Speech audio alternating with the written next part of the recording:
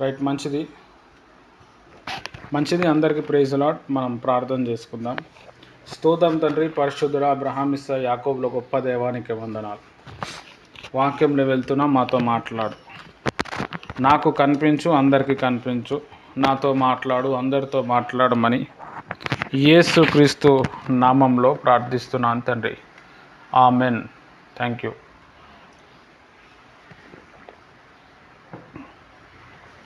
Right, మంచిది. మనం ఈరోజు దేవుని పిలుపు అనే సబ్జెక్ట్ మనం ధ్యానం చేస్తున్నాం. పిలుపు అంటే ఇంగ్లీష్లో కాలింగ్ అని అంటారు, లేకపోతే విజన్ అని అంటారు. దేవుని పిలుపు. దేవుడు సాధారణంగా అందరిని పిలుస్తాడు. అయితే ఆ పిలిచిన వాళ్ళలో ఎవరైతే ప్రభువుని ఇష్టపూర్వకంగా లోబడతారో వాళ్ళ పిలుపు పెరుగుతుంది అన్నమాట. హల్లెలూయా. బాగా అర్థం చేసుకోవాలి. ఇప్పుడు ఇంట్లో ముగ్గురు కొడుకులు ఉన్నారు. ముగ్గురు కొడుకుల్ని తల్లిదండ్రులు మంచిగా చూసుకుంటారు. అందులో ఈ ముగ్గురిట్లో ఎవరో కొడుకు తల్లితో తండ్రితో బాగా అటాచ్ అవుతాడు.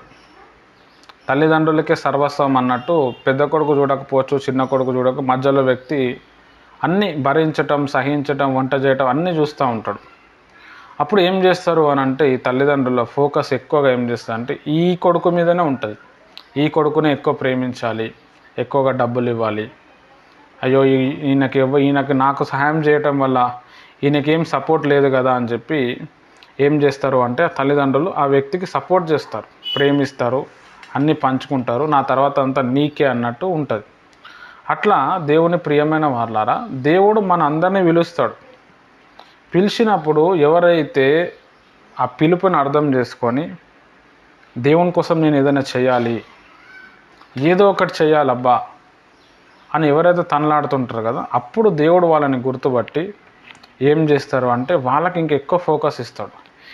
ఇచ్చి ఏం చేస్తాడంటే దేవుడు వాళ్ళని బలంగా వాడుకుంటాడు. హల్లెలూయా. చాలా ఇంపార్టెంట్. ఇప్పుడు డాక్టర్ కావాలి అంటే 10th అయిపోయిన తర్వాత ఇంటర్మీడియట్ తీసుకోవాలి. ఇంటర్మీడియట్లో బైపీసీ తీసుకోవాలి, బయాలజీ, ఫిజిక్స్, కెమిస్ట్రీ. దాంట్లోనే బయాలజీ, జువాలజీ సబ్జెక్ట్ వస్తుంది. అయితే మనం డాక్టర్ అయినట్టు కాదు. ఇంటర్మీడియట్ అయిపోయింది, బేస్ ఎగ్జామ్ రాసినాం. ఎంబీబీఎస్ అని చెప్పి ఒక స్పెషలైజేషన్ ఉంటుంది. 4 సంవత్సరాలు ఉంటుంది ఎంబీబీఎస్ అయిపోతే డాక్టర్ అయిపోయినట్టే. ఇంకా నువ్వు పెద్దగా ఫర్దర్గా ఏదైనా డాక్టర్ కావాలి అంటే ఈ ఎంబీబీఎస్ అనే కోర్సులోనే మొత్తం బాడీకి సంబంధించిన అన్ని రోగాల గురించి, బాడీ పార్ట్స్ గురించి, ఏ వైద్యం చేయాలి, ఎలా వైద్యం చేయాలి, ప్రాక్టికల్ ఇదంతా ఉంటుంది. తర్వాత నేను గుండె కోసం స్పెషలిస్ట్ కావాలి అంటే 2 సంవత్సరాలు ఎంఎస్ చేయాలి, కార్డియాలజిస్ట్. ఊపిరితిత్తుల కోసం నేను మొత్తం స్టడీ చేయాలి, అసలు దాన్ని మొత్తం అన్నీ తెలుసుకోవాలి, పల్మనాలజిస్ట్. అది కూడా 2 సంవత్సరాలే. కంటి గురించే మొత్తం తెలుసుకోవాలి, ఆప్థమాలజిస్ట్. పండ్ల గురించే తెలుసుకోవాలి, డెంటిస్ట్. ఇట్లా చాలా బ్రాంచెస్ ఉంటాయి అన్నమాట. అయితే అందరికీ వచ్చే బ్రాంచ్ ఏంది అని అంటే ఎంబీబీఎస్ను పాస్ అవ్వాలి. అట్లా దేవుని ప్రియమైన వారలారా, దేవుడు ఏం చేస్తాడు అంటే అందరికీ ఒక పిలుపు ఇస్తాడు సాధారణంగా. ఆ పిలుపుని ఆధారం చేసుకొని మనం ఉన్నప్పుడు మనము దాంట్లో నిలబడిపోయినట్టు, దేవుని సేవకు నిలబడినట్టు, నువ్వు సేవకుడు అయిపోయినావు. నువ్వు ఇంకా ఎక్స్ట్రాగా చేసుకుంటూ పోయినావు అనుకో, తెలుసో తెలియక నువ్వు, అప్పుడు ఏమవుతుందంటే నీ పిలుపుని దేవుడు నిర్ధారించుకుంటూ పోతాడు. ఇప్పుడు పిలుపులో 5 రకాల పిలుపులు ఉంటాయి. బోధకుడు, కాపరి, తర్వాత సువార్థికుడు, ప్రవక్త, అపోస్తలుడు. ఇప్పుడు దేవుడు నిన్ను స్టార్టింగ్లో ఒక కాపరిగా పిలిచిండు. కాపరిగా పిలిచినప్పుడు నువ్వు చాలా కాపరితత్వం చేస్తూ ప్రజల్ని రక్షణలో నడిపిస్తూ ఒక కాపరిగా బిహేవ్ చేస్తూ ఉంటే నువ్వు బాగా సువార్త కూడా చేస్తూ ఉన్నావు. ఇంకా సువార్త చేయాలి, జనాన్ని రక్షించాలన్నప్పుడు నీకు దేవుడు ఇంకా సువార్థికుని పిలిపిస్తాడు. తర్వాత ప్రవక్త పిలిపిస్తాడు. అంటే ఈ పిలుపులోనే ఇంకో పిలుపు కూడా వస్తుంది, డబల్ కాలింగ్ అంటారు. ఇప్పుడు పేతురు భక్తుడికి అపోస్తుల పిలుపు ఉంటుంది, సువార్థికుడి పిలుపు కూడా ఉంటుంది. పౌలు భక్తునికి అపోస్తుల పిలుపు ఉంటుంది, టీచర్ పిలుపు, బోధకుడు పిలుపు కూడా ఉంటుంది. కొంతమందికి ఒకటే పిలుపు ఉంటుంది, కొంతమందికి డబల్ కాలింగ్ కూడా ఉంటుంది. తర్వాత ఇంకొక విషయం ఏంది అని అంటే, ఫస్ట్ మనము సేవలో రాకముందు, ప్రభువుని నమ్మకముందు నువ్వు ఏ పని చేస్తున్నావో అలాంటి పిలుపే మళ్ళీ నీకు ఇస్తాడు. ఇప్పుడు పౌలు భక్తుడు అంతకుముందు నుంచి కూడా బోధించేటోడు, ఆయనకు బోధకుడు పిలుపు అపోస్తలుడు. ఈయన ఎవరు అని అంటే మన పేతురు గారు చేపలు పట్టేటోడు కాబట్టి ఆయనని సువార్థికుడుగా మార్చాడు. అంటే ఆత్మల్ని పట్టుకుంటాడు ఆయన. అట్లా అంటే మనకి ఏ పిలుపు అయితే ఉందో, అంతకుముందు ఏ పని చేస్తున్నామో అదే పనిలో మనకి నైపుణ్యత దేవుడు తీసుకొని వస్తాడు. ఇట్లా మన పిలుపులు ఇవన్నీ కూడా పెరుగుతూ ఉంటాయి. అయితే ఎవరి పిలుపు వాళ్ళ గొప్పతనం అన్నమాట. ఖచ్చితంగా దేవుడు అందరికీ ఏదో ఒక పిలుపు ఇస్తాడు. అన్నిటికంటే head of the department, leader, authority, గొప్ప వ్యక్తి అని అంటే అపోస్తలుడు అనమాట.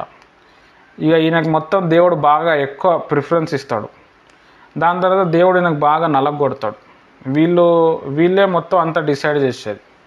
వీళ్ళు ఛాంపియన్స్ అనొచ్చు, వీళ్ళు లీడర్స్ అనొచ్చు. వీళ్ళు లేకుండా మనము మన పిలుపు యొక్క సామర్థ్యత తెలుసుకోలేము, మన భవిష్యత్తు కూడా మనకు తెలియపరచబడదు. అంటే దేవుడు అపోస్తలుని అట్లా డిజైన్ చేస్తాడు. ప్రవక్త దేవుని కన్నే ఉంటాడు, దేవుని నోరే ఉంటాడు. వీళ్ళు లేకుండా దేవుని ఒక స్వరము, దేవుడు ఏం సందేశం ఇస్తున్నాడో తెలియదు. వీళ్ళ లైఫ్ అంతా కూడా డిఫరెంట్ ఉంటుంది. ఒక్కొక్క పిలుపు యొక్క వ్యక్తిత్వము, మనస్తత్వం ఇది చాలా డిఫరెంట్ ఉంటుంది. వీరు లోకానికి వేరుగా జీవిస్తారు. వీళ్ళ బంధువులు, చుట్టాలు వీళ్ళకి అపోజిట్లో ఉంటారు.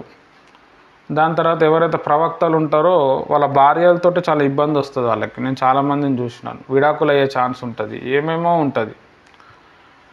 పిల్లలు కూడా వ్యతిరేకంగా ఉంటారు.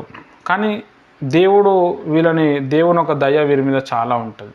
అట్లయితేనే వీళ్ళు దేవుని కోసం జీవించగలుగుతారు. నా ఫ్యామిలీ, నా కుటుంబం, నా భార్య, నా పిల్లలు అంటే దేవుని పిలుపు డిస్టర్బ్ అయిపోతుంది. అట్లా ఉంటుంది వాళ్ళ లైఫ్. దేవుడు వాళ్ళని ఆ విధంగా చేస్తాడు. తర్వాత సువార్థికుడు. ఈ సువార్థికులు అనేవాళ్ళు ఏంటంటే అందరినీ కవర్ చేస్తారు, అందరినీ భరిస్తారు, అందరినీ సహిస్తారు. ఫ్యామిలీలో కావచ్చు, బయట కావచ్చు, ఎక్కడైనా కావచ్చు, ఈజీగా మోల్డ్ అయిపోతూ ఉంటారు. వాళ్ళు చిన్న చిన్న స్టోరీస్ చెప్తూ ఉంటారు. చిన్న చిన్న స్టోరీస్ చెప్పి మెసేజ్ ఇస్తూ ఉంటారు. ప్రవక్త అనేటోడు స్ట్రైట్ ఫార్వర్డ్ మాట్లాడతాడు, ఉన్నట్టు మాట్లాడే కుండ పగిలిపోతుంది. ఈ సువార్థికుడు అనే వ్యక్తి ఏం చేస్తాడంటే స్టోరీస్ చెప్తాడు ఎక్కువ. కొంతమంది సేవకులు బాగా స్టోరీస్ చెప్తారు, అది సువార్థికుని పిలుపు. దాని తర్వాత కాపరి. ఈయన చెప్పే ప్రసంగాలు ఎట్లుంటాయంటే మన ఆత్మకు అంటుకుంటుంది ఎక్కువగా. మనం పరలోక రాజ్యం పోవాలి, దేవుని కోసం నిలబడాలి, దేవుడు ఏదైనా చేస్తాడు, ఇక దేవుని కోసం మనం ఏదైనా చేయాలి. ఇట్లా ఒక కాపరి పిలుపు. దాని తర్వాత ఈయన వాళ్ళ కుటుంబంలో ఉన్న వారిని రక్షణలో నడిపించాలని అనుకుంటాడు, కుటుంబాన్ని భరించాలనుకుంటాడు, సంఘం కోసం సహాయం చేయాలనుకుంటాడు. ఓన్లీ కాపరి. తర్వాత అపోస్తలుడు. వీళ్ళు సంఘం కోసం ప్రాణాలు ఇవ్వటం అన్నీ చేస్తూ ఉంటారు. తర్వాత బోధకుడు. ఈ బోధకుడు ఏం చేస్తాడు అని అంటే ఓన్లీ వాక్యం బోధిస్తాడు. వాక్యం ఎంతసేపు అయినా చెప్పగలుగుతాడు. ఈయన వాక్యం చదువుకుంటే కూడా వాక్యంలో చాలా పాయింట్స్ దొరుకుతూ ఉంటాయి ఈయనకి.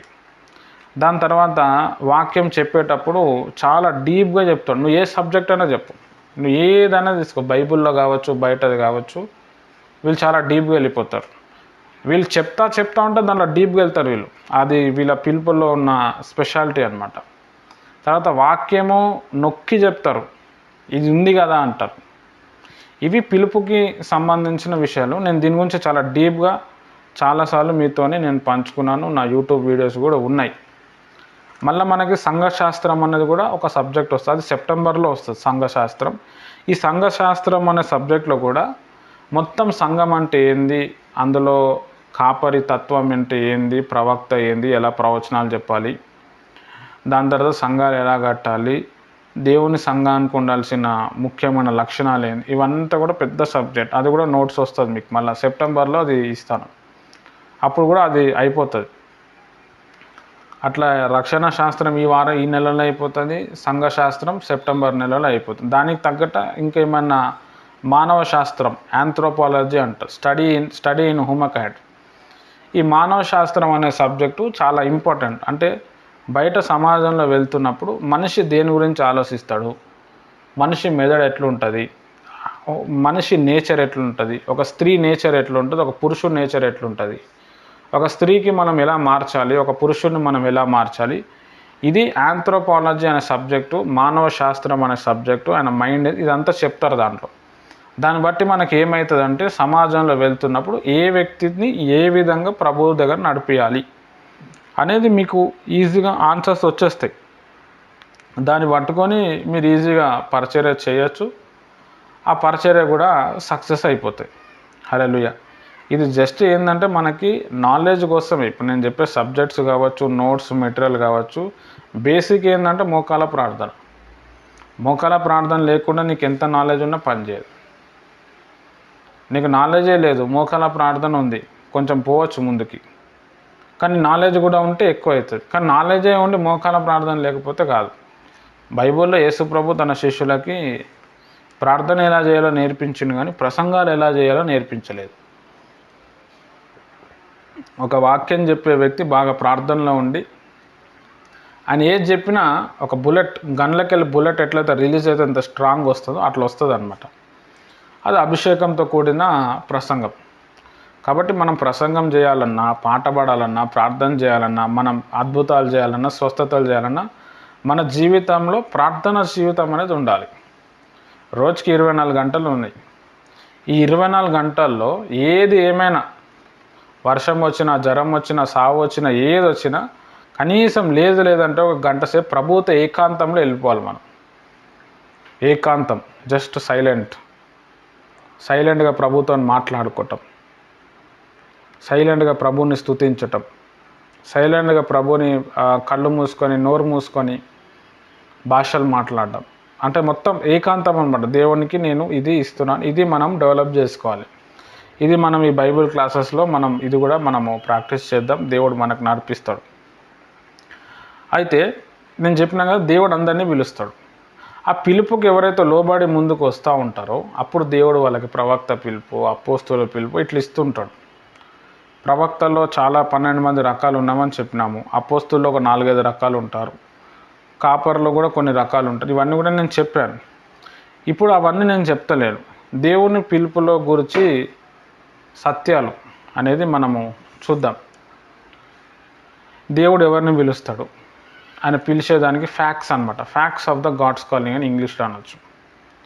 దేవుడు ఏం చేస్తాడు అంటే అనేకులు పిలుస్తాడు. మత్తయి సువార్త 22వ అధ్యాయము 14వ వచనంలో ఈ మాట ఉంటుంది, చూద్దాం. కాగా పిలువబడిన వారు అనేకులు, ఏర్పరిచిన వారు కొందరి అని చెప్పాను. అనేక మందిని పిలిచిండు. ఏర్పరచబడిన వారు, సెలెక్టెడ్ పీపుల్ ఆర్ ఫ్యూ.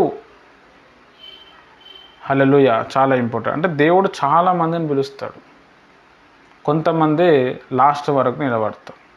ఆ కొంతమందిలో మీరందరూ ఉండాలని నాదొక ప్రార్థన, నాదొక చిన్న ప్రయత్నం. హల్లెలూయా. అంటే మనం దేవునిలో నిలబడాలంటే కూడా కొన్ని టెక్నిక్లు ఉంటాయన్నమాట. చెప్పేటోడు ఉండాలి, మంచిగా నడిపించేటోడు ఉండాలి. ఇవన్నీ ఉంటేనే అప్పుడు మన దగ్గర నిలబడతారు. ఇప్పుడు ఒక సంఘానికి 100 మంది వస్తున్నారు. ఆ సంఘానికి 100 మంది వచ్చినా కానీ ఆ కాపరి సరిగ్గా లేకపోతే ఆ 100 మంది వేరే దగ్గర ఉన్నట్టు. వాళ్ళు దేవుళ్ళు ఏర్పరచబడిన వాళ్ళు కాదు.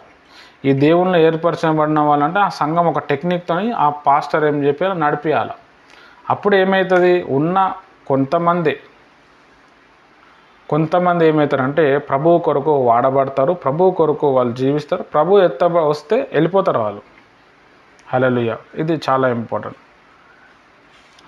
తర్వాత దేవుడు రెండో పాయింట్ మనం చూస్తే ఆయన ఉద్దేశ ప్రకారమే పిలుస్తాడు.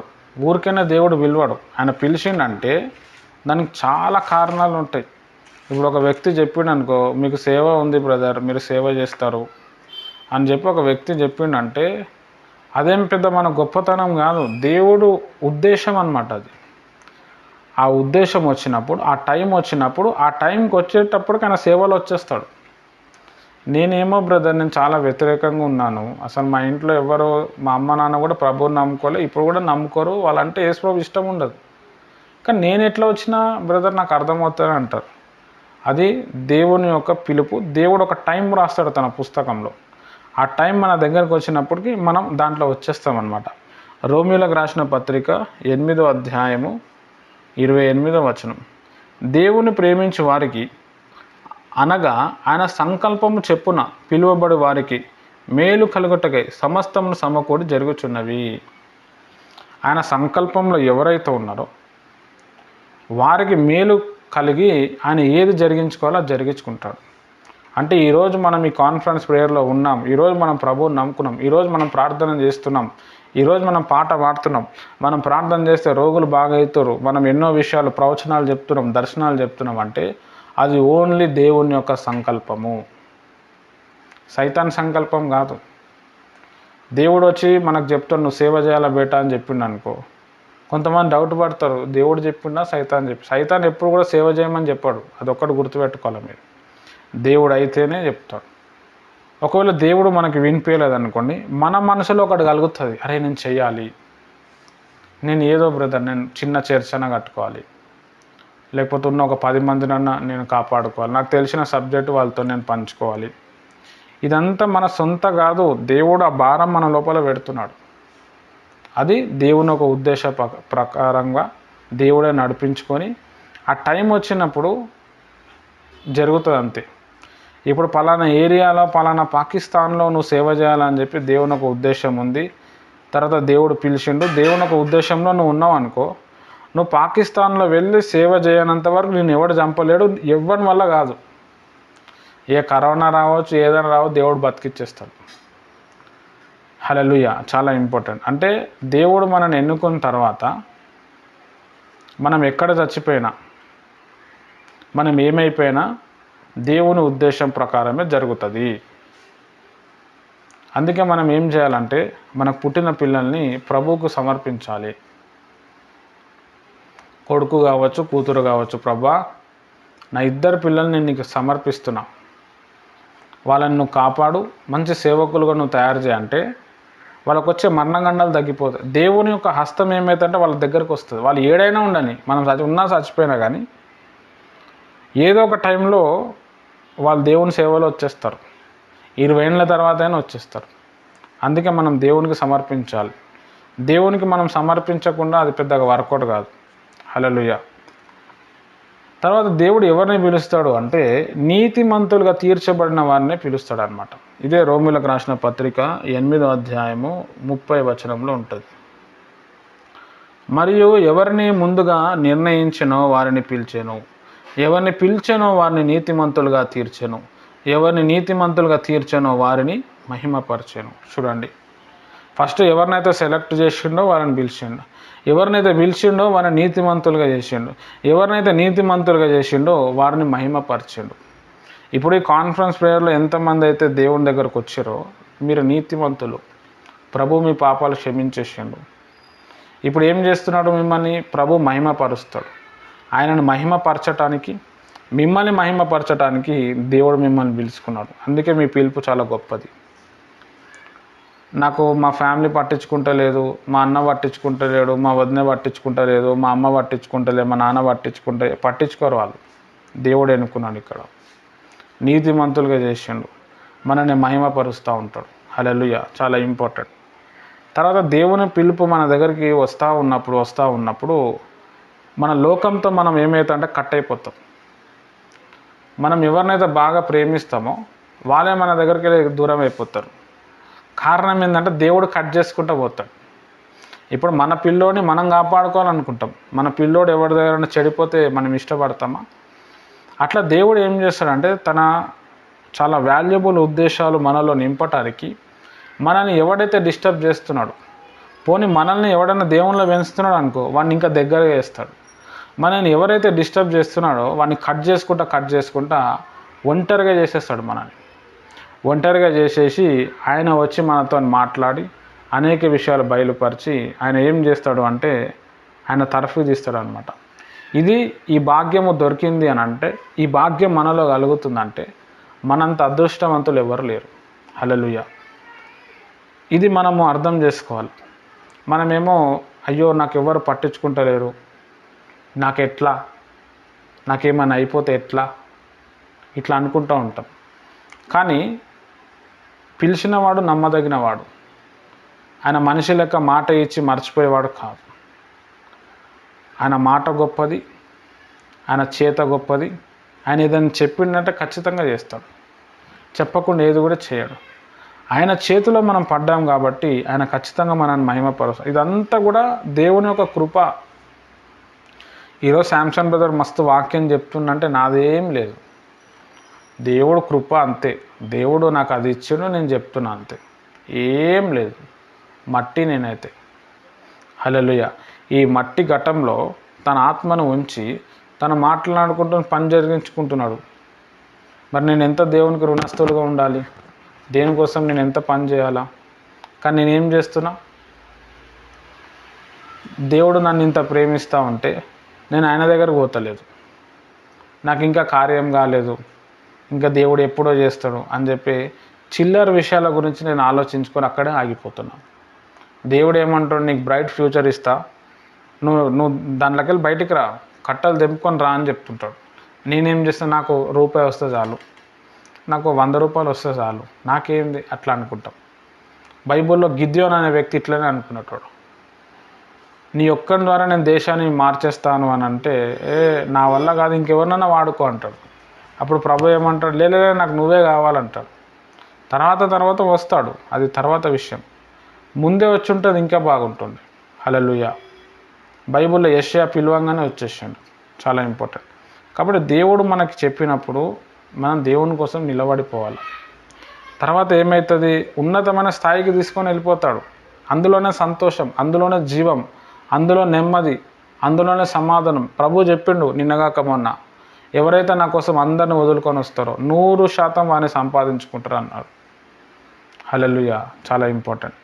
తర్వాత ఎఫెసీయులకు రాసిన పత్రిక 4వ అధ్యాయం 1వ వచనంలో చూస్తే, మనము ప్రభు యొక్క పిలుపుకు తగ్గట్టుగా మనము జీవించాలి. ఎఫెసీయులకు రాసిన పత్రిక చూద్దాం, 4వ అధ్యాయము 1వ వచనం. కాబట్టి మీరు సమాధానమును బంధము చేత ఆత్మ కలిగించు ఐక్యమును కాపాడుకుంటేందును శ్రద్ధ కలిగిన వారై ప్రేమతో ఒకరినొకడు సహించుము.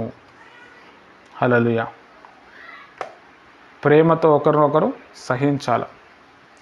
మన పిలుపు అందరిని భరించటం, అందరిని సహించటం. ఇప్పుడు నా పిలుపు, నేను ఒక పాస్టర్ని అనుకోండి, నేను లుంగీలు కట్టకూడదు, షార్ట్ ప్యాంట్లు నెక్కర్లు వేసుకొని నైట్లో పడుకోకూడదు, స్లీవ్లెస్ టీషర్ట్లు బనియన్లు వాటి మీద ఇంట్లో ఉండొద్దు నేను. ఎందుకంటే నా పిలుపుకు తగ్గట్టుగా ఉండాలి. లేడీస్ వస్తారు ప్రేయర్ చేయించుకోనికి, వాళ్ళు మంచిగానే వస్తారు. మనం సగం సగం బట్టలు వేసుకున్నాం అనుకో, వాళ్ళ మైండ్ డైవర్ట్ అయిపోతుంది. హల్లెలూయా. చాలా ఇంపార్టెంట్. తర్వాత ఇంకా కొంతమంది వస్తారు, ప్రేమ కలిగి ఉండాలి, సహించాలి, సమాధానపరచువారిగా ఉండాలి. అంటే నీ పిలుపు ఎట్లయితే ఉందో ఆ పిలుపుకి నువ్వు అడాప్ట్ అవ్వాలి. ఇది చాలా ఇంపార్టెంట్. బైబిల్లో అట్లా కొంతమంది అడాప్ట్ అయ్యారు. అరే నేను ఒక సేవకుణ్ణి, నేను ఒక సువార్థికుణ్ణి. ఇప్పుడు ఒక సువార్థికుడు ఉన్నాడు అనుకోండి, ఆయన ప్రభు గురించి చెప్తూ మళ్ళీ అన్య ఆచారాల్లో వేయండి అనుకోండి, ఏమైనా పని చేస్తుందా? నేను ఒక కాపర్ని చర్చికి, నేను ప్రభు గురించి నేను చెప్పి అన్ని ఆచారాలు నేను ఏదైనా చేసినా అనుకోండి, ఏదైనా వర్తిస్తుందా? పోనీ నేను ఏదైనా మందు దాగి వచ్చినా అనుకోండి, ఏమైనా వర్తిస్తుందా? మీరు చెప్పండి నాకు. లేకపోతే సంఘస్థులు అందరినీ ఒక సినిమా థియేటర్లో తీసుకుపోయి సినిమా చూసి అందరితో క్లాప్స్ కొట్టి విజిల్స్ వేసి వాళ్ళకి ఎంటర్టైన్మెంట్ ఇప్పించినా అనుకోండి, అది వర్తిస్తుందా? నీకు ఏ పిలుపు పిలిచిండో ఆ పిలుపులో నిలబడు అంటున్నాడు. ఇవన్నీ కూడా పిలుపు గురించి కొన్ని సత్యాలు. ఫస్ట్, దేవుడు అనేకుల్ని పిలుస్తాడు. రెండోది, దేవుడు ఉద్దేశ ప్రకారం పిలుస్తాడు. మూడోది, మనని నీతిమంతులుగా చేయడానికి పిలుస్తాడు. తర్వాత మనము పిలుపుకు తగ్గట్టుగా జీవించాలని చెప్పి కూడా దేవుడు ఆశయిస్తూ ఉంటాడు. హల్లెలూయా. తర్వాత నెక్స్ట్ పాయింట్ ఏంటంటే, మన పిలుపులో మనం స్థిరంగా ఉండాలి. ఇప్పుడు మేము దాదాపుగా నిన్న ఒక 9 మంది చెప్పారు, మేము చేస్తాం బ్రదర్ సేవ, ఎన్ని కష్టాలు వచ్చినా ఎన్ని బాధలన్నీ చెప్పారు, బాగానే ఉంది. అది చెప్తే అంత చాలా బాగుంటుంది, కానీ అది చివరి వరకు చేయాలి. అప్పుడు ఈ చెప్పిన మాటలు సక్సెస్ అవుతుంది. మీరందరూ చేస్తారు, నాకు అది నమ్మకం ఉంది. మీరందరూ కూడా హార్ట్ఫుల్గా చేశారు. లైఫ్లో ఎన్నో దగ్గర తిరిగి మీరు ఫెయిల్ అయిపోయారు, కానీ దేవుని దగ్గర వచ్చి మీరు సక్సెస్ అయిపోయారు. దేవుని కోసం ఏదైనా చేయాలని తపన ఉన్నది. అయితే ఆ పిలుపులో మీరు చివరి వరకు నిలబడాలి. అది చాలా ఇంపార్టెంట్. చాలామంది ఏం చేస్తారంటే సేవ చేస్తామని వచ్చి కొన్ని రోజులు చూసుకొని మా వల్ల కాదు అని చెప్పి వెళ్ళిపోయిన వాళ్ళు ఉన్నారు. ఇక్కడ మాకు తెలిసిన ఇక్కడ ఒక ఏరియా ఉంటుంది, రామగుండం అనే ఒక ఏరియా. అందులో సురేష్ పాస్టర్ గారు అని చెప్పి ఒక గొప్ప దైవజనుడు, గ్లోరియస్ మినిస్ట్రీస్ అని చెప్పి ఆయన కూడా పెళ్లి చేసుకోలేడు. ఆ పాస్టర్ గారు 45 years 50 లోపలే చనిపోయాడు. చాలా పవర్ఫుల్. పెళ్లి చేసుకోలేడు ఆయన. ఏసన్న గారి సంఘంలో హోసన్న మినిస్ట్రీస్ ద్వారా ఆయన ట్రైనింగ్ అయ్యి బాప్టిజం తీసుకొని ఆయన సేవకుడుగా నిలబడ్డాడు. చాలా గొప్ప సేవకుడు ఆయన వాయిస్ చాలా బాగుంటుంది. గుడారాలు పండగలలో ఎవరో ఒక ఫ్యామిలీని చూసి ఆయన మంచి వాక్యం చెప్తుండు, ఆయనకిచ్చి పెళ్లి చేయండి అని చెప్పి డైరెక్ట్ ఏసన్న గారికి అడిగితే లేదు ఆయన సేవ చేస్తారని చెప్పాడు. ఈయన సేవకు రాకముందు చాలా డిస్టర్బ్ అయిపోయాడు, ఏం చేయాలో అర్థమవుతలేదు. ఒకరోజు ఒక కొండ మీద పోయి ప్రార్థన చేస్తున్నాడు. ప్రార్థన చేస్తూ ఉంటే ప్రభా సేవ చేయాలన్నా వద్దా అంటే ప్రార్థన చేసి చాలాసేపు ఏం అర్థం కావట్లే, మైండ్ పని చేస్తలేదు. తర్వాత బైబిల్ ఇట్లా ఓపెన్ చేశాడు. బైబిల్ ఇట్లా ఓపెన్ చేయగానే ఆయనకు ఒక వాక్యం కనిపించింది. నీవు నా కుమారుడివి, నువ్వు నా ప్రవక్తవి, తల్లి గర్భంలో నిన్ను నియమించుకున్నా, నిన్ను ప్రవక్తగా నేను ఎన్నుకున్నా అని ఇర్మియా 1వ అధ్యాయం 8-9 వచనాల ద్వారా దేవుడు మాట్లాడుతాడు. ఆ బైబిల్ ఇట్లా ఓపెన్ చేసి ఆయన చదువుతున్నాడు. గాలి వస్తుంది, ఎదురుగా వస్తుంది గాలి. ఈయన బట్టలన్నీ కూడా ఎగిరిపోతున్నాయి. ఆ బైబిల్లో ఒక పేజ్ కూడా అటు ఇటు కదులుతలేదు. ఆయన మంచి లాజికల్ మనిషి అనమాట. ఈయనకు ఒక డౌటు, అంటే ఇది దేవుడు మాట్లాడుతున్నాను లేకపోతే నేను ఇది ఓన్ చేసినానా? అప్పుడు ఆయనకు ఒక ఆలోచన వస్తుంది, ఒకవేళ నేను ఓపెన్ చేస్తే నా బట్టలు ఎగురుతూ ఉన్నాయి, నేను వేసుకున్న డ్రెస్సు షర్టు ప్యాంట్ ఎగురుతుంది, తర్వాత బైబిల్ కూడా ఎగిరిపోయినట్టు అనిపిస్తుంది, కానీ వచనం ఎగురుతలేదు, ఇది దేవుడే చెప్పిండు అని చెప్పి తర్వాత ఆయన సేవకు వచ్చి చాలా కష్టాలు పడ్డాడు. చాలా కష్టాలు పడి ఆయన ఒక చర్చ్ కట్టుకొని రాత్రి 10 గంటల నుంచి పొద్దున 6 గంటల వరకు ఆ చర్చిలో ప్రతి చైర్ మీద కూర్చొని మోకాళ్ళ మీద ఉండి ప్రార్థన చేసేటోడు. ప్రభా ఈ ప్లేస్ ఖాళీగా ఉండద్దు, నువ్వు ఎవరినో ఒకరిని తీసుకురా ప్రభా, నువ్వు తీసుకురా, అట్లా మొత్తం ఏడ్చుకుంటూనే ప్రేయర్ చేసేటోడు ఆయన. మనకు అది చాలా బాధ అనిపిస్తుంది. అక్కడ ఉన్న సిస్టర్స్ చెప్పేవాళ్ళు మొత్తం రాత్రంతా అదే ప్రేయర్. ఇంకా అట్లా చాలామంది పబ్లిక్ వచ్చారు, సడన్గా చనిపోయాడు ఆయన. చాలామంది సేవకులకి ఆయన ఇన్స్పిరేషన్ అనమాట. సురేష్ అయ్యగారు అని, మీసాలు ఉండవు, తెల్లబట్టలు వేస్తాడు. ఇక్కడ ఆయన దేవుని పిలుపులో స్థిరంగా నిలబడ్డాడు. హల్లెలూయా. ఎన్నో శ్రమలు, ఎన్నో శోధ, ఎన్నో ఇబ్బందులు, కానీ అన్నిటిని కూడా తట్టుకున్నాడు. చిన్న ఏజ్లోనే చనిపోయాడు ఆయన పడనోళ్ళు కొంతమంది ఎవరో ఫుడ్లో పాయిజన్ పెడితే చనిపోయారని నేను విన్నాను. మరి అది ఎంతవరకు నిజమో మనకు తెలియదు, కానీ గొప్ప దైవజనుడు. తర్వాత ఆయన హెల్త్ కూడా ఆయన డౌన్ చేసుకున్నాడు, ఎక్కువగా రాత్రులలో ప్రార్థన చేసి. అట్లా రోజు రాత్రంతా ప్రార్థన, కొద్దిసేపు పడుకోవటం, మళ్ళీ సేవకి. తక్కువ టైంలో ఎక్కువ సేవ చేశాడు. అంటే సేవకు మనం వచ్చినందుకు ఆ సేవ కొరకు మనము నిలబడాలి. మనం సేవలో నిలబడిన తర్వాత సేవ చేస్తూ ఉన్నప్పుడు మనకు ఎన్నో అవకాశాలు వస్తాయి. ఉద్యోగం వస్తుంది. ఈయన కూడా సేవకు నిలబడినప్పుడు ఎంతో మంచి ఉద్యోగం వస్తే లాస్ట్కి పోలేడు ఈయన. హల్లెలూయా. మనం ఎన్నో టెంప్ట్ అయిపోతాం. ఫుల్ డబ్బు వస్తుంది, పేరు వస్తుంది, ఏమేమో వస్తుంది, కానీ అక్కడ చాలామంది అక్కడ పడిపోతూ ఉంటారు. అయితే మనం దేవునికి ఏదైతే మాట ఇచ్చినామో ఆ పిలుపుకి మనము లోబడాలి. హల్లెలూయా. తర్వాత 6th పాయింట్ ఏంటంటే, మనలను పిలిచినవాడు నమ్మదగినవాడు.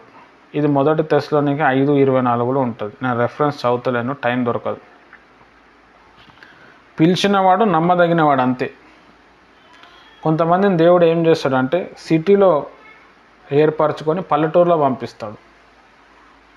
కొంతమందినేమో పల్లెటూరు నుంచి సిటీలో పంపిస్తుంటాడు. అది ఆయన ఇష్టం. ఇప్పుడు నేను సిటీలో పుట్టి పెరిగాను, నన్ను పల్లెటూరుకు పంపిస్తున్నాడు దేవుడు.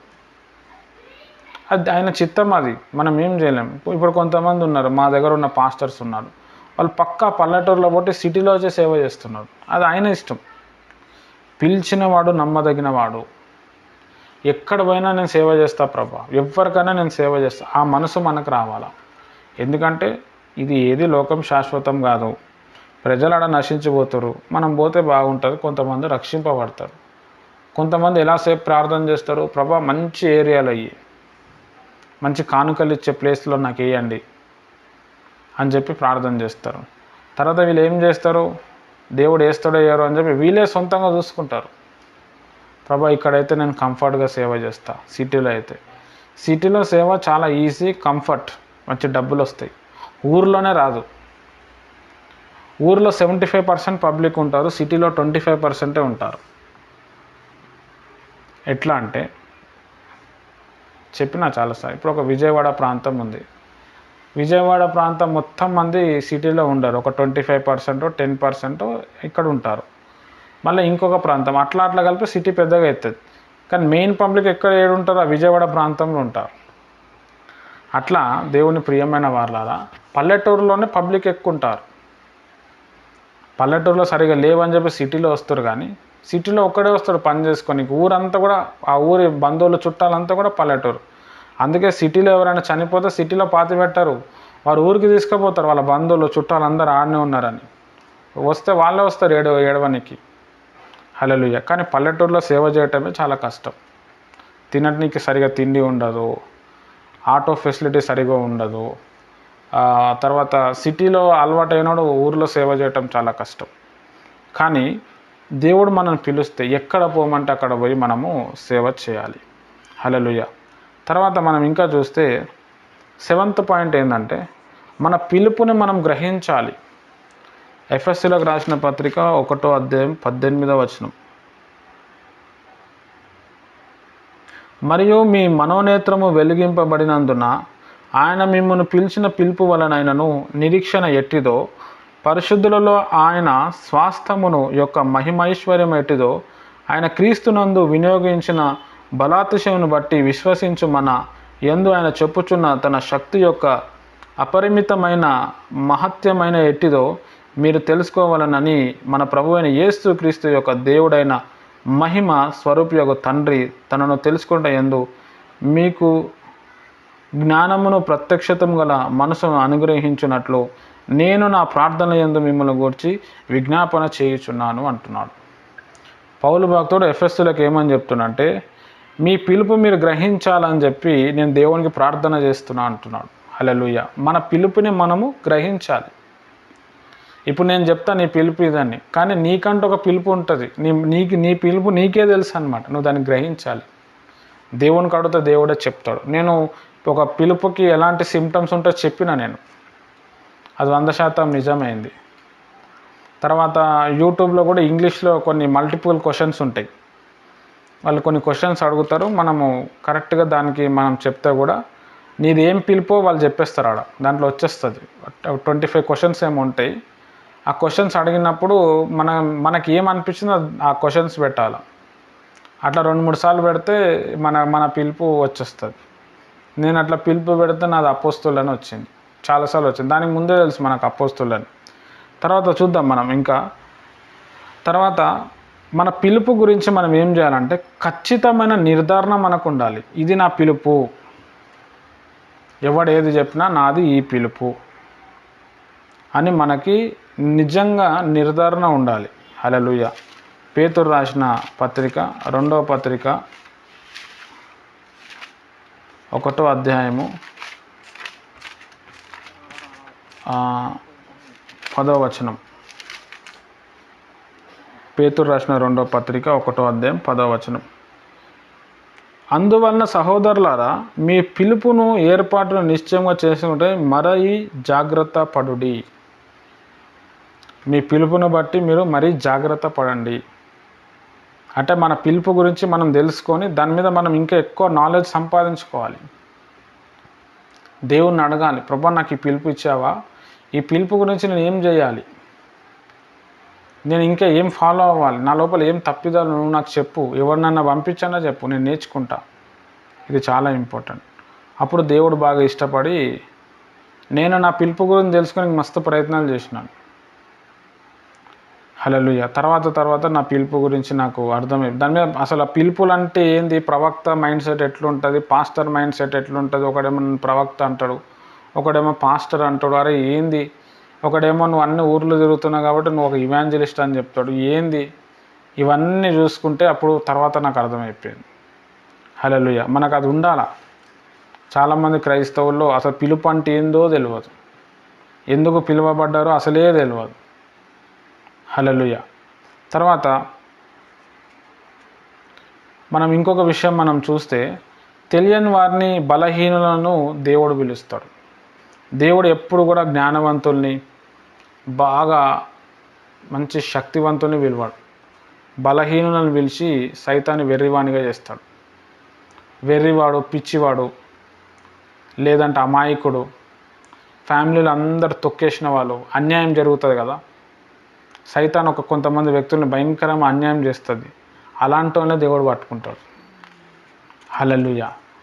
ఎవరైతే బాగా బాధలు పడతారో, సైతాన్ చేత భయంకరమైన శ్రమ అనుభవించి ఇంకెందుకు బతకాలి, ఎవరి కోసం బతకాలి, ఇలా ఎవరైతే జీవిస్తూ ఉంటారో దేవుడు వారిని పిలుచుకుంటాడు. హల్లెలూయా. చాలా ఇంపార్టెంట్. కాబట్టి దేవుని ప్రియమైన వారలారా, మనకు దేవుడు పిలిచిండంటే మనం బలహీనులమని ఆయనకు తెలుసు. బలహీనుల్ని పిలుచుకొని ఆయన బలవంతంగా చేసుకుంటాడు. అరే నా దగ్గర ఏముంది బ్రదర్, నన్నెందుకు దేవుడు పిలిచిండు, ఆయనకి అసలు ఏమి అవసరము, నా వలన ఏమున్నది, నేను ఒక పాపిని, నేను ఎన్నో పాపాలు చేసిన, ఎంతో వ్యతిరేకంగా ఉన్నా, దేవుడు నన్నెందుకు పిలిచాడో మనం కన్ఫ్యూజ్ అవుతాం. కానీ ఏంటంటే ఆయనకి మనమే కావాలా. హల్లెలూయా.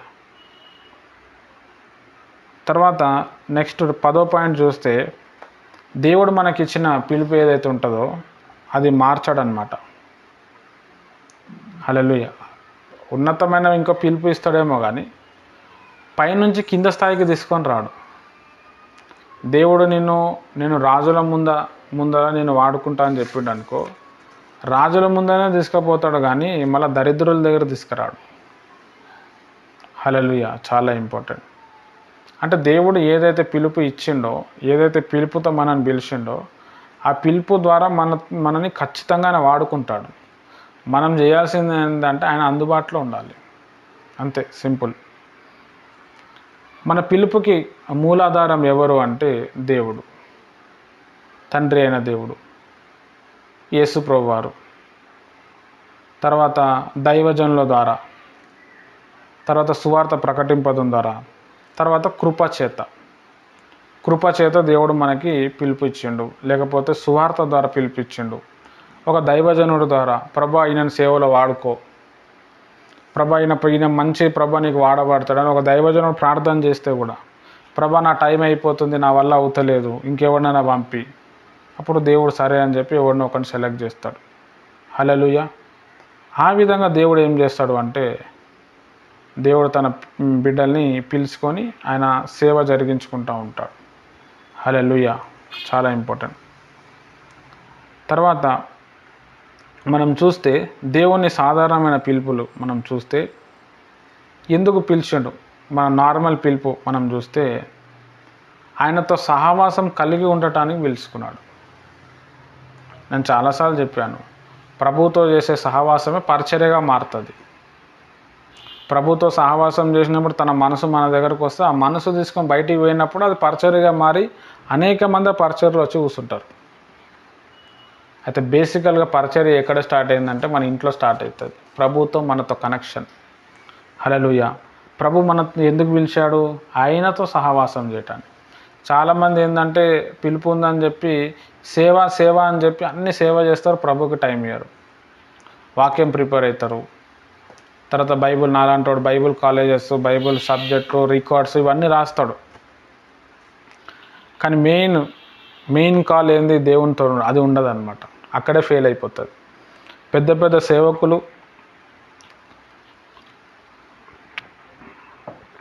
పడిపోవటానికి చాలా ఇంపార్టెంట్ మ్యాటర్ ఏంటంటే, వాళ్ళ సేవ విస్తరించిన తర్వాత సంఘాలు కట్టబడాలి, సేవకులు తరఫీదు రావాలని అదే మూమెంట్లో ఉండి వాళ్ళు దేవునితో టైం ఇయ్యరు.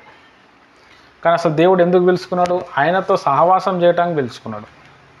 హల్లెలూయా. తర్వాత మనము స్వాతంత్రం పొందుకోవటానికి దేవుడు మనకి పిలుచుకున్నాడు. మనకి స్వేచ్ఛ ఇవ్వటానికి, మనకి విడుదల ఇవ్వటానికి, తన ప్రేమ ఎలాంటిది మన మీద తెలుసుకోవటానికి దేవుడు మనల్ని పిలుచుకున్నాడు. తర్వాత ఒక నిరీక్షణ కోసం పిలిచాడు. నేనున్న బేట నీ కోసం, నీకేమనైనా నేను చూసుకుంటా అన్న కార్యాలు అందరికీ బయలుపరచడానికి దేవుడు మనల్ని పిలుచుకున్నాడు. దేవుడు ఎందుకు పిలుచుకున్నాడు బ్రదర్ అంటే ఇవి కారణాలు. మనం పరిశుద్ధంగా జీవించడానికి దేవుడు పిలిచాడు. పవిత్రంగా ఉండాలి. పరిశుద్ధత అంటే ఆయనకి ఇష్టం. ఆ పరిశుద్ధత మనం కూడా మెయింటైన్ చేయాలి. ఆ పరిశుద్ధత మెయింటైన్ చేస్తేనే మనం ప్రభు రాజ్యంలో ఎత్తబడతాం. అయితే మనం పరిశుద్ధంగా ఉండాలని చెప్పి ప్రభు మనకు పిలుచుకున్నాడు. మనకు పిలవకపోతే మనం వచ్చేవాళ్ళం కాదు కదా.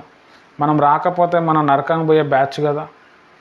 నరకాన్ని నుంచి తప్పియటానికి ప్రభువే మనల్ని పిలిచాడు. అందుకే నేను చెప్పేది, ఈరోజు మనం దేవుణ్ణి నమ్ముకున్నామంటే అది మామూలు విషయం కాదు. దేవుని సేవ చేస్తానంటే అది నార్మల్ విషయం కాదు. అది దేవుడు మన లోపల భారం ఉంచితేనే, దేవుడు మనల్ని ఒప్పిస్తేనే మనం అది చెప్పగలుగుతాం. లేకపోతే మనకేం తెలుసండి, మనకి వెనకాల ముందు ఏముందని చెప్పి ఒక కత్తి చూపిస్తే మనం భయపడేటోళ్ళం. ఒక చిన్న పాము ఇంట్లో వస్తే మొత్తం షేక్ అయిపోయేటోళ్ళం. ఒక సుందెలక ఇంట్లో వస్తే భయపడేటోళ్ళం. మనం సేవ చేయటం ఏంది? దేవుడు ఒప్పించి మనతో మాట్లాడిపిస్తున్నాడు. హల్లెలూయా. దేవుని పిలుపు ఎందుకు అనంటే, నువ్వు నిత్యము ఆయన కొరకు బ్రతకటానికి, నిత్యం బతకాల పరలోక రాజ్యం కోసం దేవుడు మనల్ని పిలుచుకున్నాడు. కొంతమంది ప్రభువులు వచ్చి అనవసరంగా యేసు ప్రభువులు వచ్చినాయని చెప్పి వెనుకకి వెళ్ళిపోయి అన్యుల్లో కలిసిపెట్టేవాళ్ళు ఉన్నారు. కానీ ప్రభు మనల్ని ఎందుకు పిలుచుకున్నాడు అంటే, నిత్యం బతికే లోకంలో ఉండాలి అని, ఆయనతో పాటు ఉండాలని పిలుచుకున్నాడు. యేసు ప్రభు వారు టోటల్గా 82 మంది శిష్యులను తయారు చేసిండు. ఈ 82 మంది శిష్యుల్లో ఒక 12 మందిని సెలెక్ట్ చేసి మీరు నాతోటే ఉండాలా అని చెప్పి రాత్రింబగలు నాతోటి ఉండండి అని చెప్పిండు. అది ఆయన ఇష్టం. అది వాళ్ళు కూడా అట్లనే ఉన్నారు.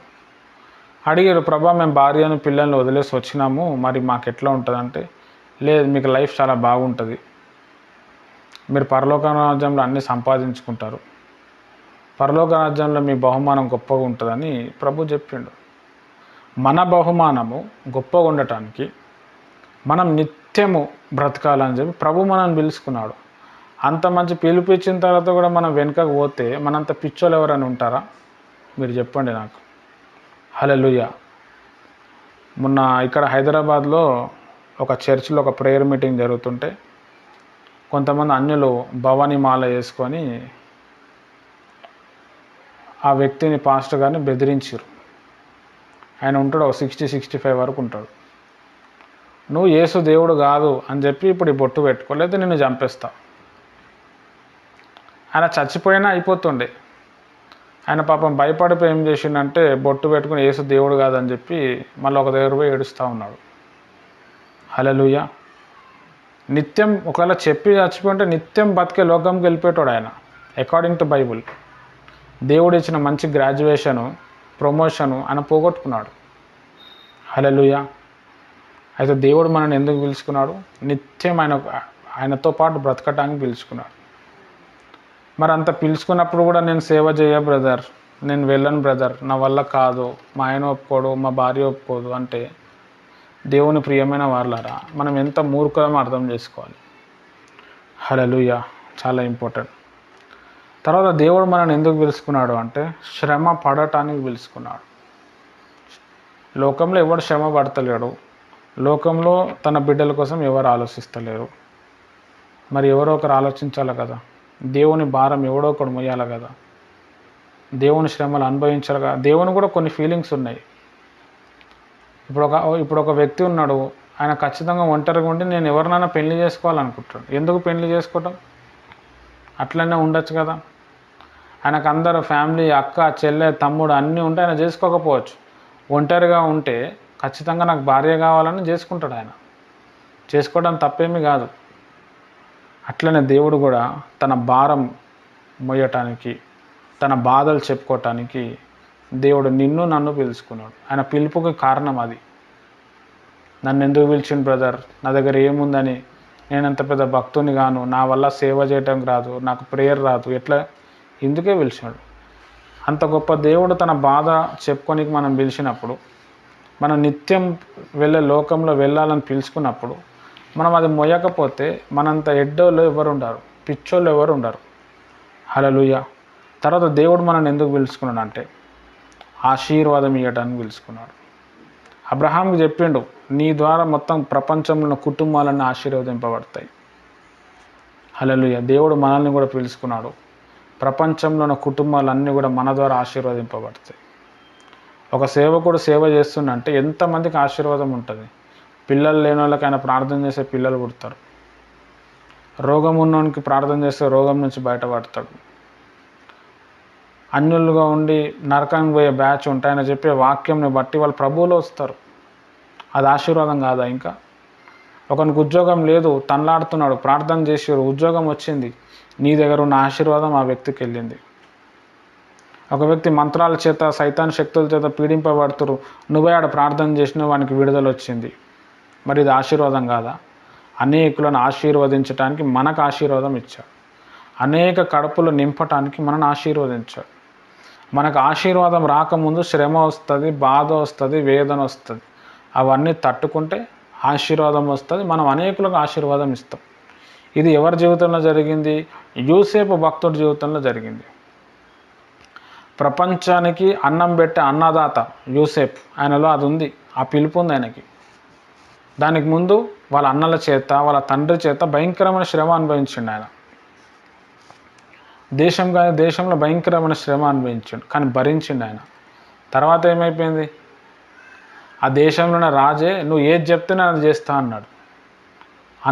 అందరికి అన్నం వడ్డించే అన్నదాతగా యూసేపు భక్తుడు మారిపోయాడు. హల్లెలూయా.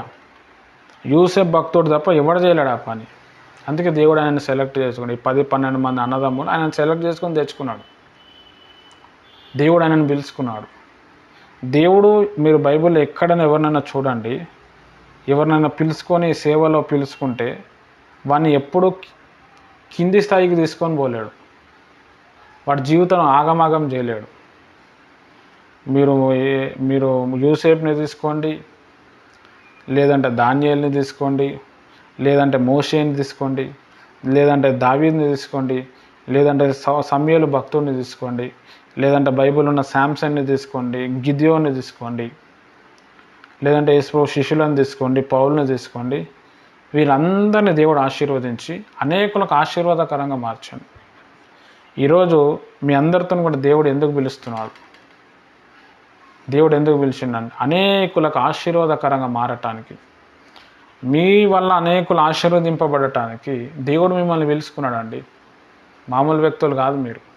దేవుడే మిమ్మల్ని పిలుచుకొని మీకు ఆశీర్వాదం ఇచ్చిండు. దాని ముందు శ్రమ వచ్చింది, ఆ శ్రమలో నిలబడ్డారు, ఆ కష్టంలో, ఆ ఒత్తిడిలో, ఆ బాధలో నిలబడ్డారు. దేవుని ఒక ఆశీర్వాదం వచ్చింది ఈ 10 రోజుల్లో. ఇప్పుడు ఈ ఆశీర్వాదం తీసుకొని మీరు బయటికి పోండి, అనేక మంది ఆశీర్వదిస్తారు. పిల్లలు లేని వాళ్ళకి పిల్లలు పుడతారు. వ్యాధులతో, వేదనతో బాధపడేటోళ్ళ మీద బాగైపోతారు. మంత్రాలు చేతపడుతూ ఉన్న వాళ్ళు విడుదల పొందుతారు. ప్రజలు గొప్ప వెలుగును చూస్తారు. చీకట్లో ఉన్న ప్రజల మీద విడుదల పొందుతారు. బంధకాలతో ఉన్నవారి మీద విడుదల పొందుతారు. రోగులు స్వస్థత పొందుకుంటారు. ఉన్నతమైన ఉపదేశం మీద పొందుకుంటారు. ఇదంతా కూడా దేవుని ఒక ఆశీర్వాదం మీ మీద ఉంది. అందుకే దేవుడు పిలుచుకున్నాడు. హల్లెలూయా. తర్వాత దేవుడు మనకు ఎందుకు పిలిచిండంటే, ఇంకొక పాయింట్ మనం చూస్తే, ఆయన రాజ్యము, ఆయన మహిమలు పొందటానికి కోసం పిలుచుకున్నాడు. చాలాసార్లు ఒక స్టోరీ చెప్తుంటాను. ఒక వ్యక్తి, రాజు అసలు మన రాజ్యంలో తెలివైనవాడు ఎవడున్నాడో చూద్దామని ఒక 1 అవర్ చాటింపు ఇచ్చిండు. రేపు మధ్యాహ్నం 12 గంటల నుంచి 1 గంట వరకు నేను బయట కూర్చుంటా, నా రాజ్యంలో మీకు ఏది కావాలో అది తీసుకొని పోమని చెప్పిండు. నేను నిజమే చెప్తున్నా, మీకు ఏది కావాలంటే అది తీసుకుపోండి అంటే, ఒక్కొక్కడు వచ్చి దొరికిందే సందని ఒకడు బంగారం తీసుకోడు, కత్తులు తీసుకోడు, గుర్రాలు తీసుకోడు, ఏమేమో తీసుకొని పోతున్నాడు. రాజు కూర్చొని చూస్తున్నాడు, ఎవరెవరు ఏం చేస్తారు, కకృతిలో ఉన్నారు, కరువులో ఉన్నారు, సరే అని చెప్పి లైట్ తీసుకున్నాడు. ఒక వ్యక్తి ఏం చేస్తున్నాడు, రాజునే చూసి రాజు దగ్గరికి వస్తున్నాడు. ఈయన అంటుండు, నువ్వు కూడా ఏదైనా తీసుకోపో బాబు అంటుండు. లే రాజా నాకు నువ్వే కావాలంటుండు. అరే నేను ఇక్కడ ఉంటే నీకేమొస్తుంది, నువ్వు ఏమైనా తీసుకోపో, నీకు ఏదైనా నేనే ఇస్తున్నా ఆఫర్ అంటే, లేదు రాజా అది 1 అవర్ తర్వాత ఆఫర్ కట్ అయిపోతుంది, నిన్ను పట్టుకున్నా అనుకో నువ్వు ఏడుంటే అక్కడే రాజ్యం కదా, అన్నీ మళ్ళీ నాకు ఇవి వచ్చేస్తాయి కదా అన్నాడు. రాజు షాక్ అయిపోయాడు. ఆయనకు మంత్రి పోస్ట్ ఇచ్చి తనని ఆయన దగ్గర పెట్టుకొని వాళ్ళ పిల్లల పెళ్ళిళ్ళు చేసాడు. ఆ మంత్రి ఉన్నన్ని రోజులు ఆ రాజ్యంలో చాలా మంచిగా నడిచింది. హల్లెలూయా.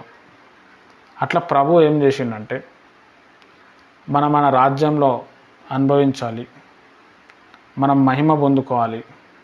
ఆయనకి ఎంత మహిమ ఉందో, ఆయన ఎంతమంది పొగుడుతారో మనల్ని కూడా పొగడాలని చెప్పి దేవుడు మనల్ని పిలుచుకున్నాడు. ఎంత ప్రేమ అండి చూడండి. బైబిల్లో చెప్పిండు, ప్రకటన గ్రంథం చదివితే, జయించు వారిని నేను ఆస్తికర్తలుగా చేస్తాను, వాళ్ళు నాతో పాటు సింహాసనం ఎదుట కూర్చుంటారు అన్నాడు. 1000 ఏళ్ళు పరిపాలన వచ్చిన వాళ్ళు పరిపాలిస్తారు. మళ్ళీ మనం 1000 ఏళ్ళు పరిపాలించాలని, మన ప్రభు సింహాసనం తట్టు మనం కూడా ఉండాలని ప్రభు నిన్ను నన్ను పిలుచుకున్నాడు.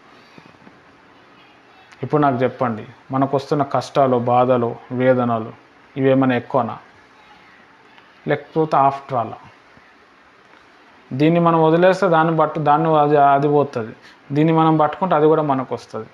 అంటే దేవుడు ఎంత చమత్కారంగా మనల్ని ప్రేమిస్తున్నాడో మీరు చూడాలి.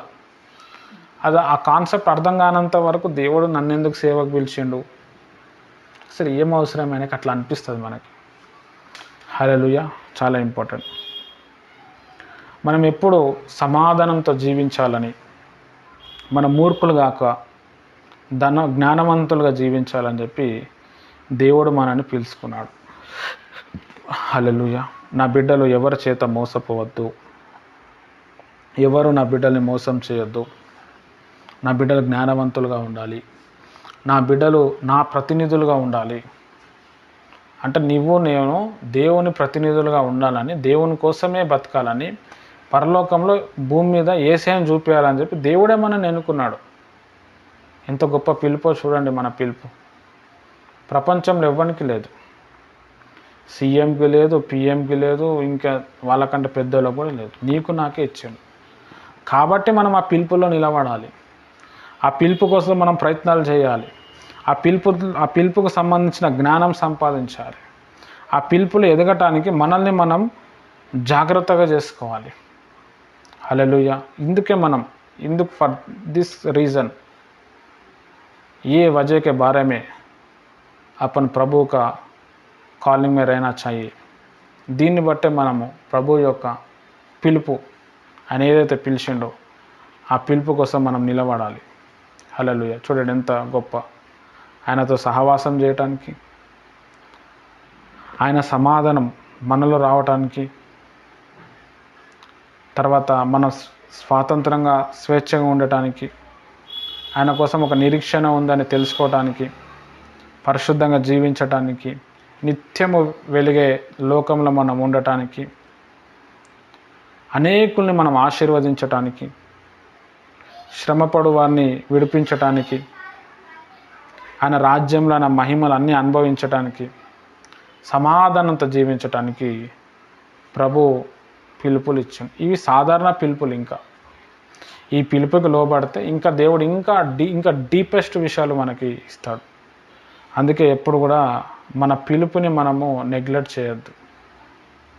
ఏదో పరిస్థితి బాగాలేదని, ఎవడో మనం చెప్పింది వినలేదని మనం పట్టించుకొని ఉంటాడు. ఆయన ఉన్నాడు, ఆయన మనకు అన్నీ ఇస్తున్నాడు. ఈయన ఏంది చెప్పేది? అట్లా సైతాన్ చెప్తుంది, లోకం చెప్తుంది, మనుషులు చెప్తారు, ఎన్నో ఉంటాయి. కేర్ చేయొద్దు. దేవుని పిలుపు కోసం మనం నిలబడాలి. హల్లెలూయా. దేవుని పిలుపులో అపోస్తులుగా పనిచేసే పిలుపు, ఇది టాప్ లెవెల్ అన్నమాట. ఈయన లోపల అందరూ ఉంటారు. ఆ పిలుపు కొంతమందికి ఇస్తాడు. ప్రవక్త పనిచేసే పిలుపు అది కొంతమందికి ఇస్తారు. సువార్తికుడు ఆ పిలుపు కొంతమందికి ఉంటుంది. కాపరి పిలుపు కొంతమందికి ఇస్తాడు. బోధకుని పిలుపు కొంతమందికి ఇస్తాడు. హల్లెలూయా. ఈ సాధారణమైన పిలుపులో మనం నిలబడితే అప్పుడు మీ పిలుపులు ఎదుగుతూ ఉంటాయి. కాబట్టి దేవుని ప్రియమైన వారలారా, ఇంత మంచి పిలుపు దేవుడు మనకి ఇచ్చిన తర్వాత మనం ఆ పిలుపులో మనం నిలబడాలనా, లేకపోతే ఆ పిలుపుని చూసి పారిపోవాలనా? మనం హ్యాపీగా ఉండటానికి, మనం నిత్యం పరలోక రాజ్యం ఉండటానికి మనం పిలుచుకున్నాడు. మనం పరిశుద్ధంగా ఉంటే పరలోక రాజ్యం పోతాం. అందుకే ఆయన మనం పిలుచుకున్నాడు. వీళ్ళకి నేను కావాలి. ఆయన ఎప్పుడు కూడా బలహీనులు, పడిపోయిన వాళ్ళు, గుండె పగిలిన వాళ్ళనే పిలుస్తాడు. మంచి గుణాలను ఏడా పిలవాడు. చనిపోవడానికి సిద్ధపడిన వాళ్ళు, ఇంకెందుకు బతుకు, ఎవరి కొరకు బతకాలి, బతుకుతే ఏమొస్తుంది, ఇట్లాంటి బ్యాచ్ని ఆయన ఎన్నుకుంటాడు. అయితే చాలామందికి ఆయన పిలుపుకు తెలియక కొన్ని రోజులు ఆయన పిలుపులో సాల్వ్ అయ్యి నడిచి మళ్ళీ వదిలేసే వాళ్ళు ఉన్నారు. అట్లా కాకుండా దేవుని ప్రియమైన వారలారా, మనం చివరి వరకు నిలబడదాం. ఏదేమైనా కానీ ఉంటే ఉన్నాం, లేకపోతే ఓడిపోయినాం.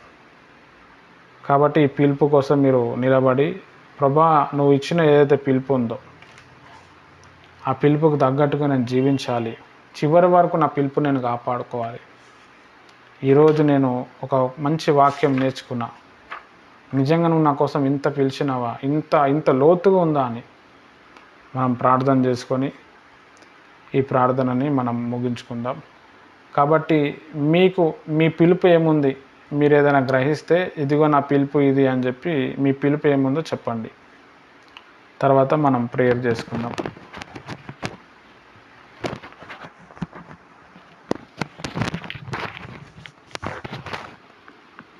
అన్న నా పిలుపు ప్రవక్త పిలుపు ఉంది.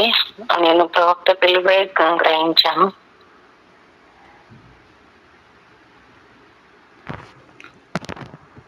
ఓకే అక్క, ఓకే. ఇంకా ఎవరు?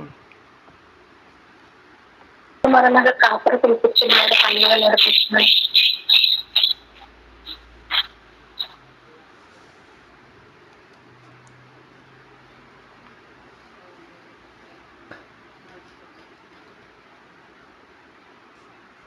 ఓకే అక్క. ప్రైజ్లాడు తమ్ముడు, నాకు సువార్త చేయాలని పిలుపు అనిపించింది బ్రదర్. ఓకే, సువార్త చేయాలని పిలుపు. మీ పిలుపు సువార్త పిలుపే, కరెక్టే. ఓకే, ఇంకా అన్న ప్రైజ్లాడు అన్న, నాది సువార్త పిలుపు అంత అన్న నాది. అవును, కరెక్టే, సువార్త పిలిపే మీది. అన్నయ్య నాది ప్రవక్త పిలుపు, స్వార్థికుడు కాలింగ్ ఉంది, అపోస్తుల ఆత్మ కూడా ఉందన్నయ్య నా మీద. Okay sister, right.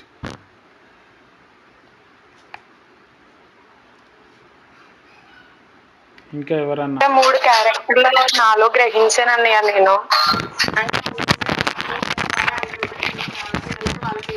వాక్యం నేర్పించడానికి అంటే 3 పిలుపులు కూడా నేను గ్రహించాను అన్నయ్య.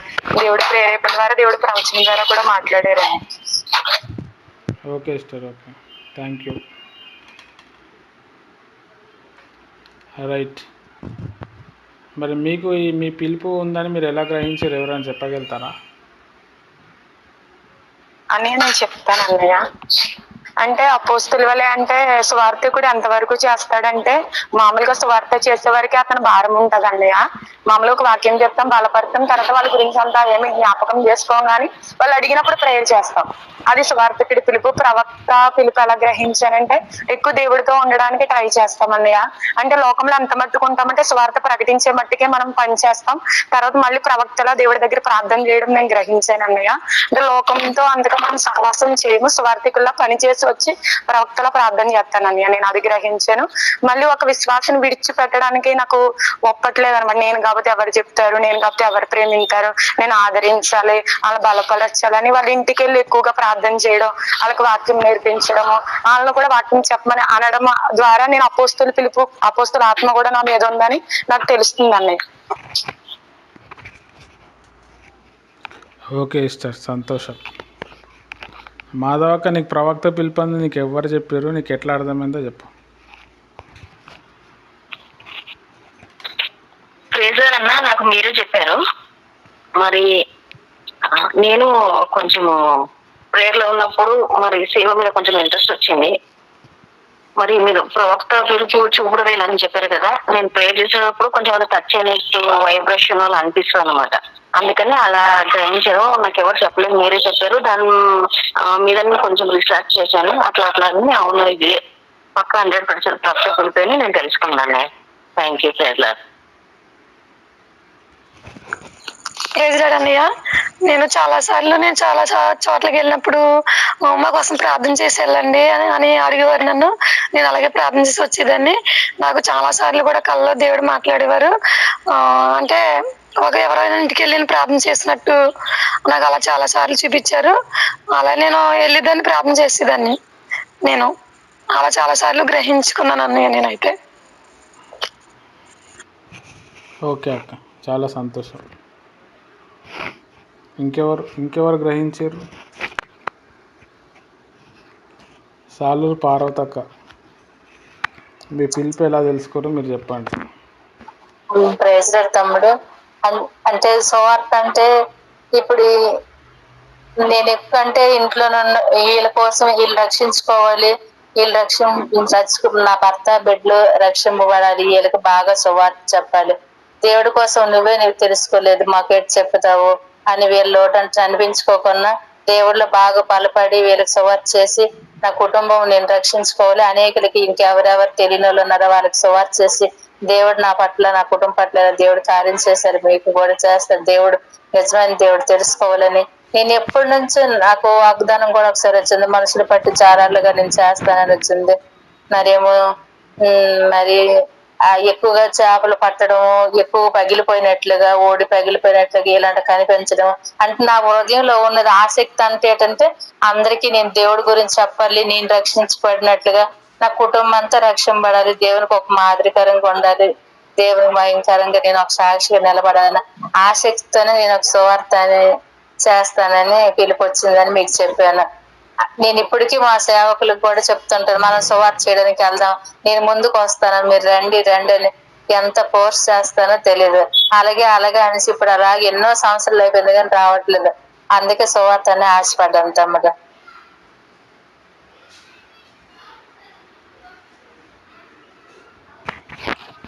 ఓకే అక్క, రైట్. మీది సువార్థికురాలు పిలుపు అక్క, నేను ముందు కూడా చెప్పిన మీకు, మరి మీకు గుర్తులేదేమో.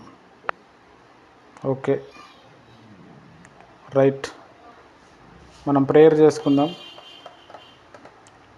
రైట్, నేను చెప్పిన వాక్యంలో ఏమైనా డౌట్ ఉంటే అడగండి, లేదంటే మనం ప్రేయర్ చేసుకుందాం.